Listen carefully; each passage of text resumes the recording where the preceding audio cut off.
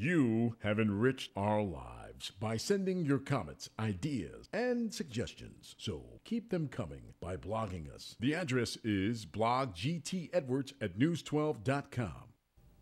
And thanks for joining us this weekend on Our Lives. I'm Gwen Edwards. So how has President Barack Obama doing during the first years of his administration?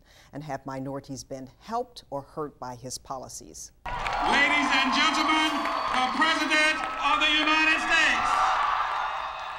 This was President Obama on Mother's Day at Hampton University's graduation.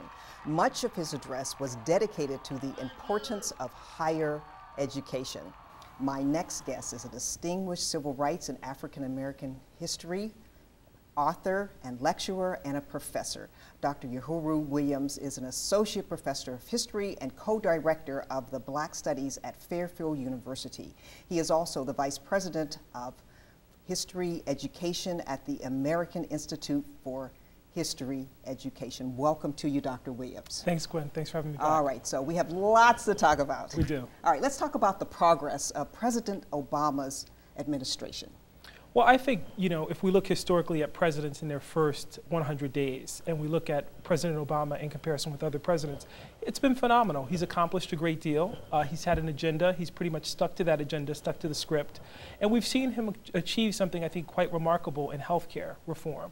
Now, we can be critical of what that actually means, but to actually push that through and to get so much discussion going nationally about that issue, I think it's phenomenal in history. And he's had quite a bit of policies that have been crisis-driven, crisis of the economy and other things that have kind of tried to pull him away from what his agenda was, but he has somehow managed to get through, as you said, healthcare and other things that almost impossible to do as a first-time president. Very true. Speaks to his qualities of leadership and his ability as a manager. Because quite frankly, you're right, we're dealing with a number of crises, and he's responded, I think, accordingly. Now, let's talk about education, because this is very important. And how is his policies on education impacting minorities in particular?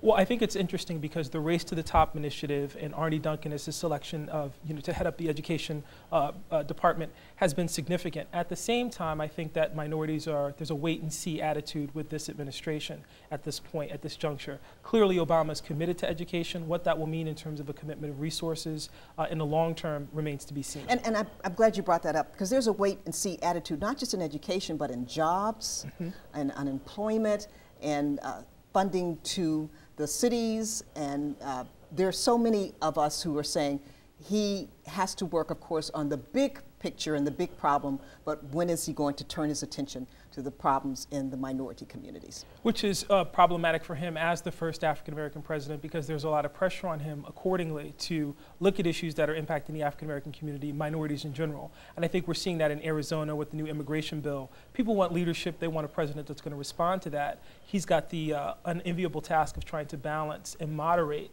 this debate on immigration and on other issues that affect minorities. All right, and now let's talk about the president's nominees to the U.S. Supreme Court.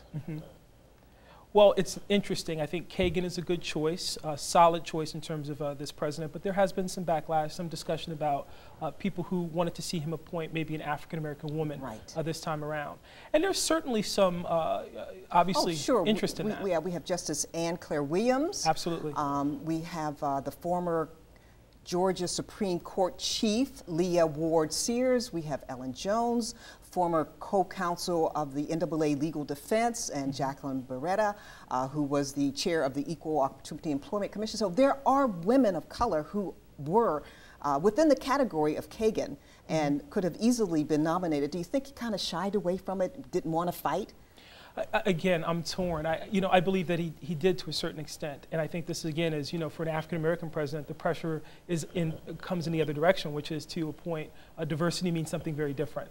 And so now for him, it's to appoint qualified a woman candidate as opposed to a qualified minority. He's done that in Sonia Sotomayor, and so the question at this juncture is, who can he find to prove that it's not just going to be people of color who are going to come to his attention? That he's being very broad in how he's casting his net to fill those slots. And tell us, what do you think some of the missteps have been of this administration?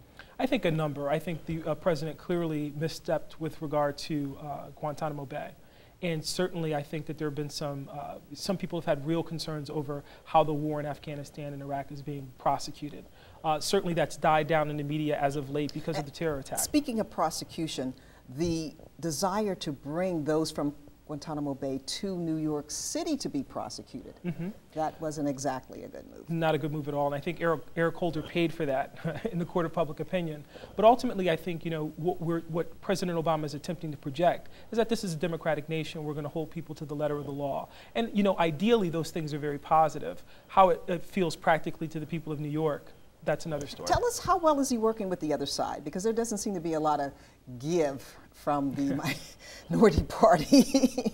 You're generous, Gwen. I think the Tea Party movement in and of itself is a clear indication that the president is dealing with an opposition that says, look, we lost, but we're unwilling to be bipartisan and to look for ways or solutions that are going to be helpful to the entire nation. That's problematic, and he's one of the first presidents, I think, in the 20th century to face this level of opposition. So again, I think he's managed it very well, but it's also a little disturbing when you consider how they've ramped up the level of rhetoric.